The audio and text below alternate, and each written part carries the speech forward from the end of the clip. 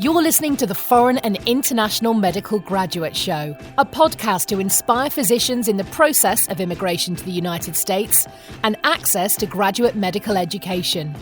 We create meaningful and helpful content that motivates medical students and doctors throughout the world, with the goal of creating a community that supports itself and gives feedback to each other, that stays updated with the most recent tips and advice on how to make it in America and become a successful resident or fellow in the specialty of your dreams. Dr. Alonso Osorio is board certified and residency trained in both emergency and family medicine and will be bringing you 20 years of his personal experiences, struggles, and motivation. We'll be chatting with people like you to talk about the lessons they've learned along their personal path, how to make an impact, and how we can all benefit from it. Also, we'll analyse the current resources available and how to benefit from them. Thanks for joining us. Please enjoy the show. Hi guys, this is your host again, Dr. Alonso Osorio with the Foreign and International Medical Graduate Podcast and Osorio MD. We're back reinitiating our experiential and motivational recordings. I know that many of you, even my wife, she likes to hear the experiences of many physicians and how they made it into America. So we're going to try to restart that a little bit now that the interviewing season is kind of fading away and coming into an end. And most of you are just going to be hearing back from the programs. I have a guest and personal friend of mine that we met through the tennis and local social networks here in the Tampa Bay area. He's originally from Brazil, and we haven't had any Brazilian or Portuguese speaking guests into our show. So I'm really excited. Dr. Cyrillo Araujo is here with me. Welcome, Cyrillo, and thank you for being part of this. I know we've been in the negotiations of making it happen, and we are both so busy with family and business alike. So thank you for coming over. Alonso, it's my pleasure. Thank you for inviting me.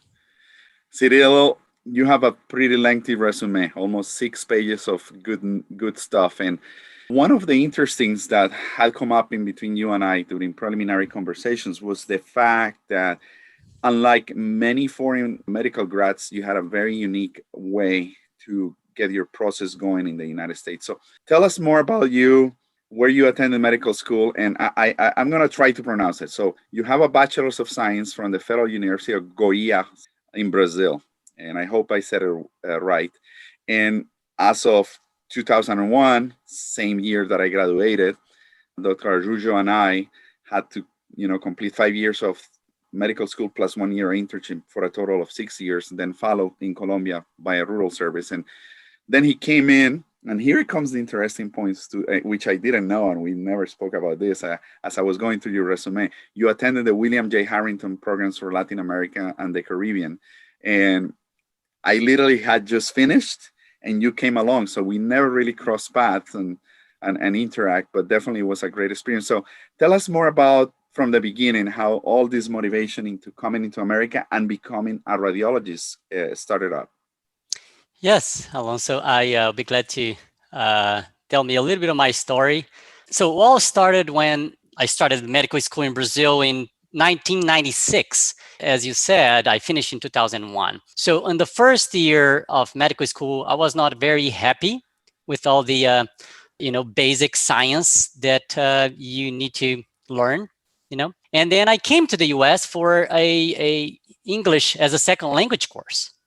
That was my first experience in the US ever. So I have never been to Disney or anything like that as a kid. So I came to learn English, and I went to UCSD in San Diego to learn English. So that was my first experience. When I came back and I started my second year of medical school, I said, why we don't have a lot of international students visiting our university? So I got deeply involved, and I created actually the Department of International Clerkship in my university. And I think we were the first one in the region of Brazil to be part of the IFMSA, which is the International Federation of Medical Student Association.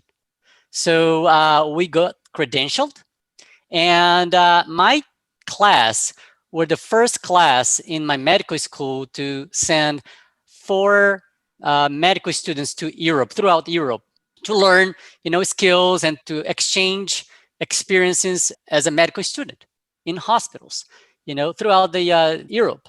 So I got very, interested in that. And during my fourth year of medical school, I learned that a lot of students in Brazil, in my university, would go to the United States and say, "Oh, United States didn't have back then the participation at the EFMS or IFMSA, the International Federation, for whatever reason." And then I learned that there was an internship, William J. Harrington program. And I said, okay. And I started talking to the previous folks that attended that clerkship or that internship. And I got interested and applied for it. And then I came, as you said, in 2001 for my first medical student experience in a healthcare system in the United States. It is an amazing experience for me, having had come from Colombia. It was mind-boggling, just the fact of walking into Jackson Memorial Hospital and seeing the doors open automatically.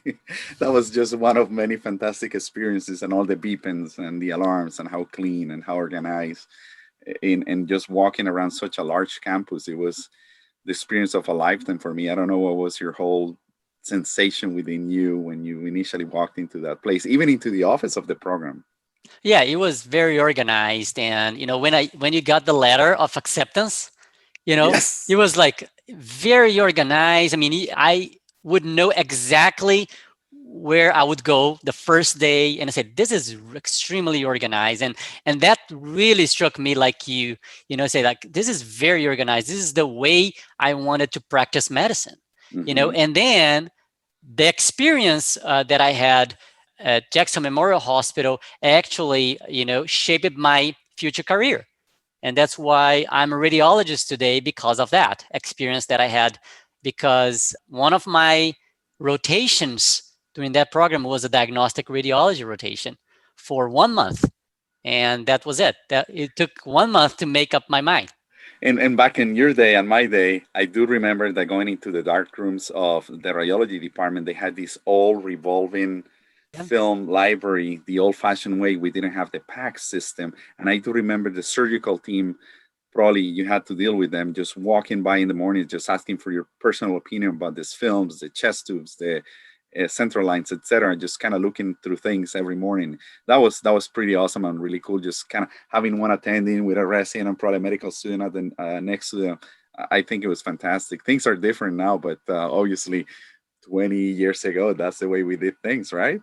Yeah, so you're absolutely right. And when I rotated there, we had the revolving, X-rays on a wall. So, but what was very interesting to me was, people would come to radiology to discuss the tough cases, right? So, and they would listen to us to shed some light at the case. And that was the one thing that really, sold the specialty to me. It was like, okay, it used to be, now it's changing a little bit. We were the doctors of the doctors, right? Because it would help you make the diagnosis. But today, with the spread of information, we are having a major shift actually in diagnostic radiology for being more patient-centered. Yes, isn't that incredible? Yeah. And I think I miss that close interaction that we used to have. And you and I were having a discussion that actually you used to enjoy when we're going to talk more in depth about this. When you lived in Mississippi, you love to go to the emergency room and talk to people like me when you had a significant finding. Hey, dude, you need to act on it. This is crazy. I just saw X, Y, and Z. And that you really like that spark. And based on your resume, I consider you what I would say a very well-rounded radiologist, because based on this and in Mississippi, I think you were able to do it all, from ultrasound to plain radiology, musculoskeletal, MRI, CAT scans, PET, nuclear medicine. You did the whole spectrum. I know that right now, working here in Tampa at the Moffitt Cancer Center, you're pretty much biased by the cancer population, but back then you were like, oh my God, this is awesome. And you told me how much you enjoy talking to us. Exactly. Now I slowed down a bit, right? So, but yes, my training in, like, let me step back a little bit and explain a little bit. So once I finished the William J. Harrington program in Miami University, I went back to Brazil. But then I learned about the steps, how to get, certified and apply for programs in the United States. So I said, okay. So I didn't have that time to do all of it and then apply and still get in the position without missing a year or something because I was not ready. That was 2001. So I took an entry examination for a residency program in my hometown or my medical school, and I passed. So, and I said, you know what? In radiology back then was only 3 years of training.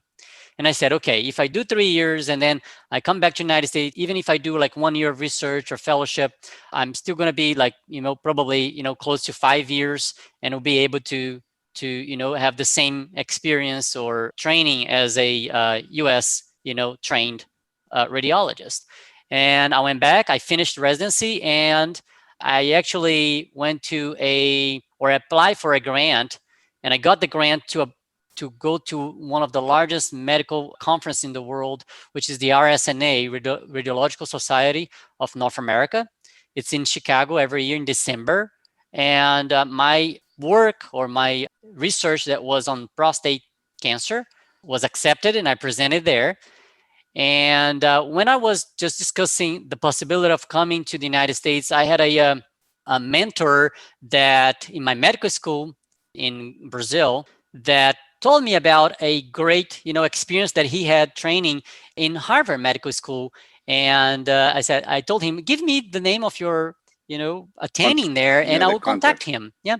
And then I contacted his assistant, and she told me that he would attend the same meeting that I was presenting my my prostate project.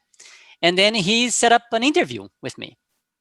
So during that interview, I think that those are like, as you know, there are moments in your career that are like, okay, those are the crucial main, or hotspots, let's say, that in your career that you need to make a decision. There was an interview that actually, changed the course of your life. Yes, the pinnacle of your career, probably, that really made a difference on who you were going to become. Yeah, and that's when you see, when you have the preparation, or the preparation meets the opportunity. And then you have the so-called luck, right? So, but actually is the preparation meeting the opportunity. And then that's one of those moments that he saw my CV, he interviewed me, and then I showed him something, which I will tell in your podcast here, which is I always need to have an extra skill. It could be music, it could be something that you do for fun. Just do it. Don't only, be only in your academic stuff. So I, just for fun, I was very digital. That's why probably one of the reasons I went into radiology. I was very interested in building website. Wow. So I built a website for my residency program just for teaching, just educational. And I showed it to him.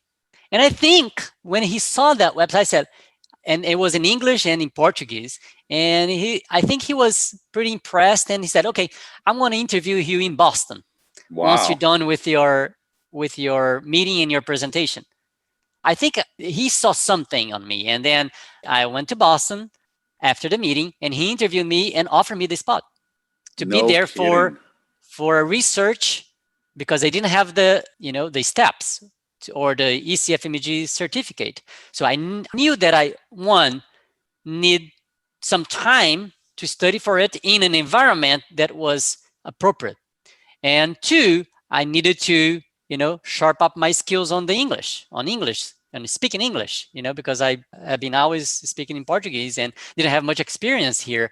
So then I was accepted in 2005 for that program. And then I did the steps in 3 months. I did all the steps, after studying, maybe I started that in January 2005. Yes. I took the steps maybe in 3 months period from September, and December I had my ECG-FMG certificate. Wow.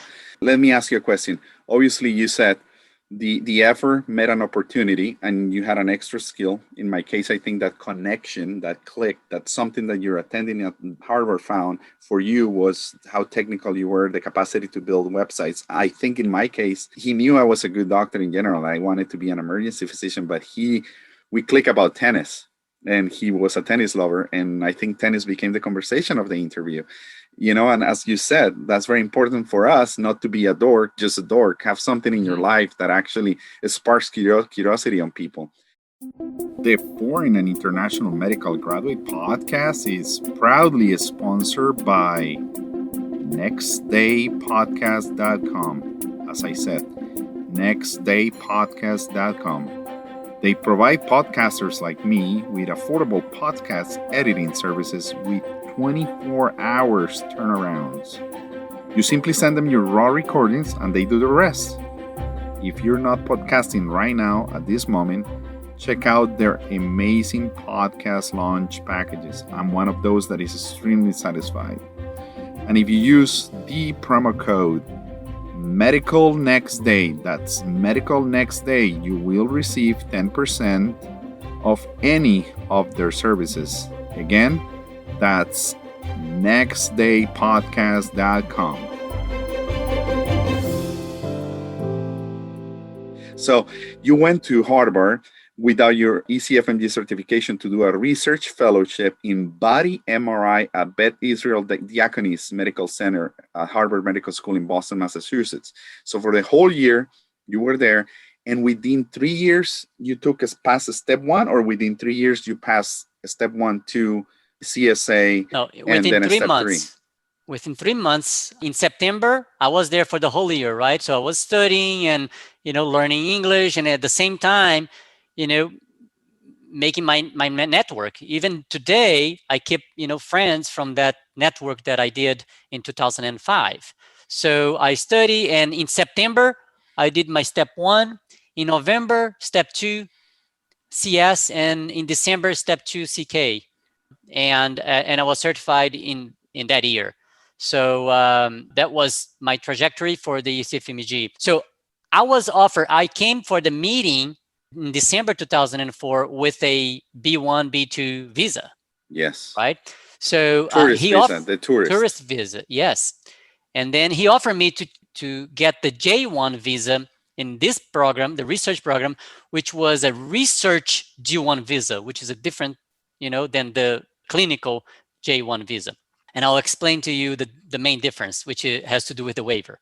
So I took the J1 and adjustment of status while within the United States, right? So I didn't have to go back to Brazil. So I came to the meeting, in December 2004. I presented my project, and then I stayed in Boston until December with a J1 researcher. And I learned about the 2-year requirement, and I had the ECG-FMG certificate by December, and I said, okay, I'm going to apply for a waiver. I requested the Brazilian embassy, to write a letter to the US embassy that I didn't need to, there is a formal process for that I didn't need to take the 2-year requirement and go back home. And they granted me the waiver, and I didn't have to go back after December 2005, after my research fellowship, to do it. However, I had to apply for a fellowship or a residency in order to be board eligible here in the US and start my process here of eligibility. And I said, okay, so how I do that? And then I can explain to you all the alternatives that are available to radiologists, because back then I had already done my boards in Brazil for radiology, and I was a board certified radiologist in Brazil.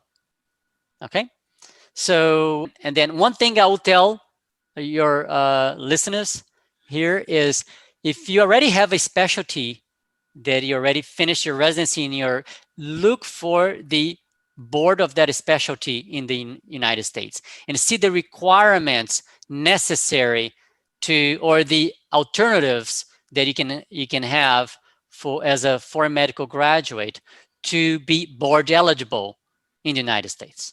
I think that's extremely important, and that's what I did. I looked it up, I researched, and then I found out there are some alternatives for me. Wow, those are so rare and scant. So one thing I can pick up from this far is you had the motivation, Cyril, obviously. You come from a country like Brazil, from a rural part of Brazil. You have to do your own research on every single topic. And You have to find a way to succeed. Some people are just expecting for the manna to come from heaven and just that magically things are going to appear. I think you need to have a self-driven personality to be able to make it in America. And most of the people that accomplish that goal have some sort of commitment.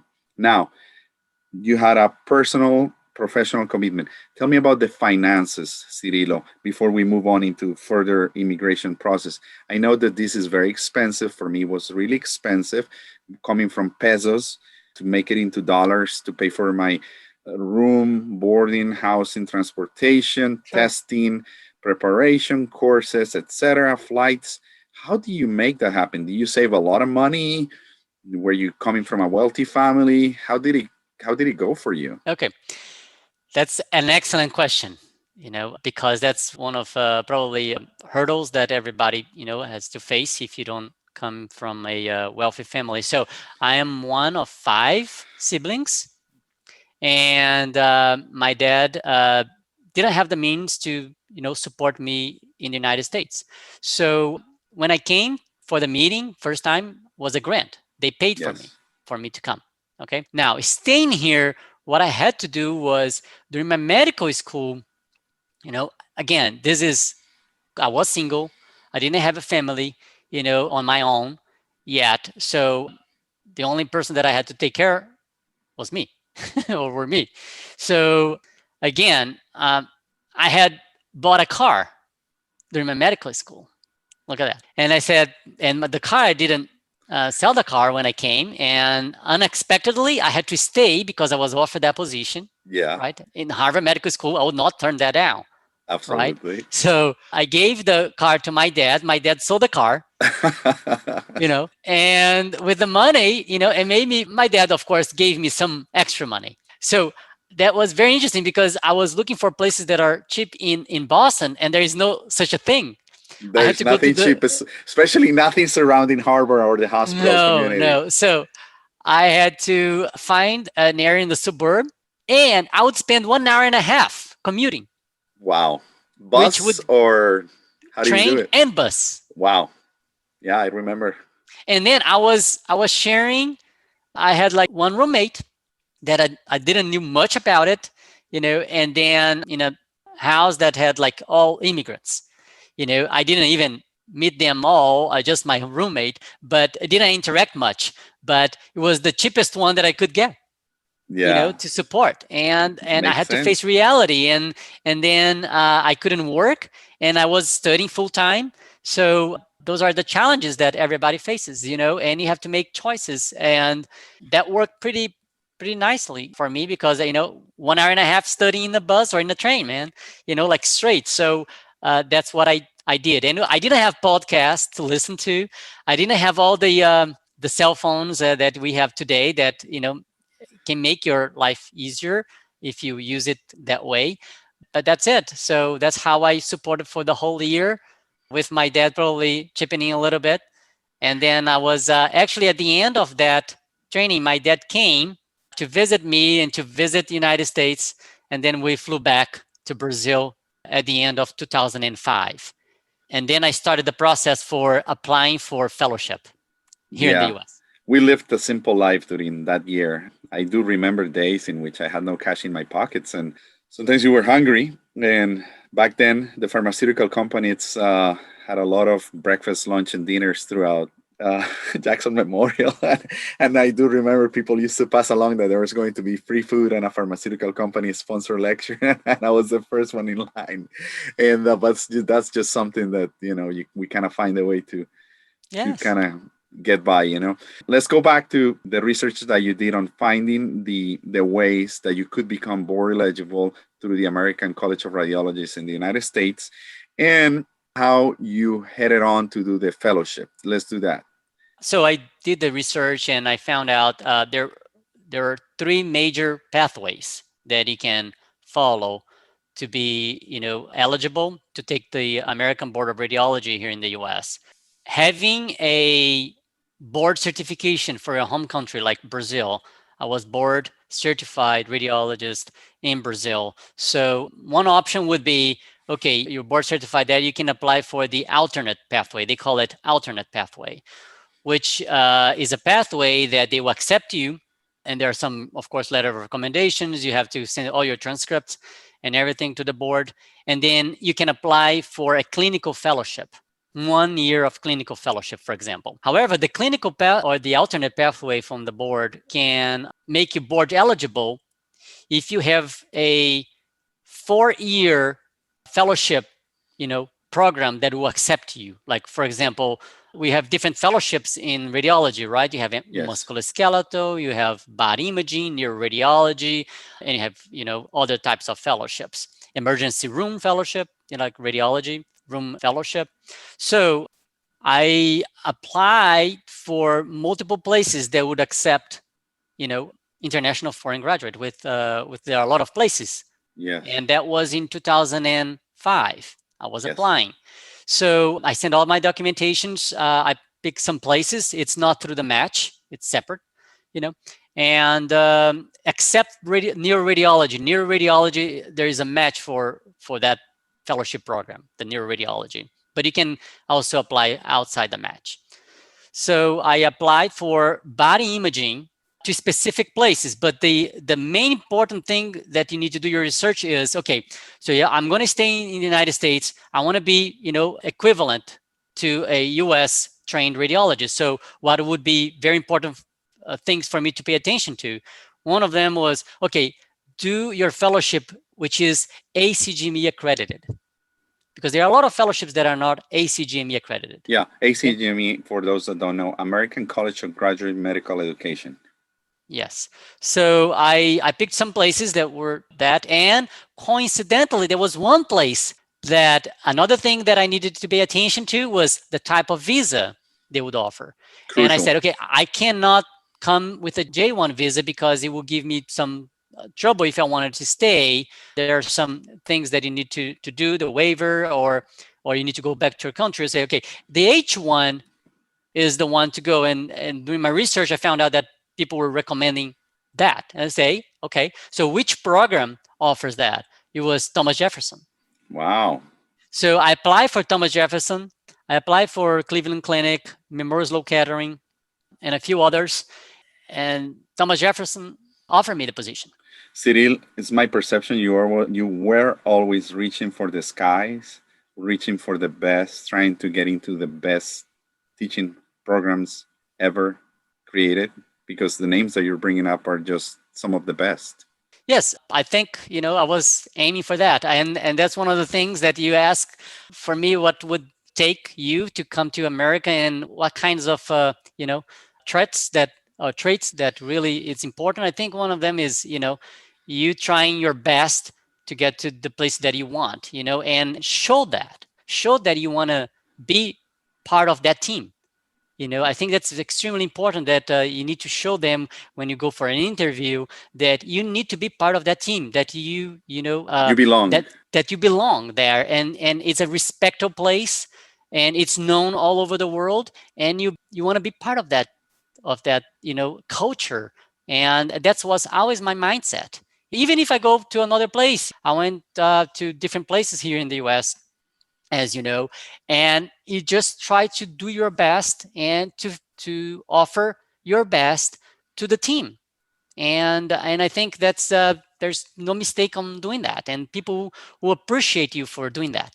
Yep. Well, guess what? I'm super pumped up, super motivated myself. I think I'm going to just have a fantastic day today. Cyrillo, again, thank you very much. You rocked it. And thank you, Dr. Osorio. I'm a pleasure again to be part of this. It's awesome. To our followers, if you want to contact Dr. Araujo, get a hold of me. I'll pass it on the way. So remember, info@osoriomd.com or alonsoj.osorio@yahoo.com, and go to osoriomd.com. Keep listening, keep sharing, keep watching, and have a happy 2021. We're going to get over this. Thank you.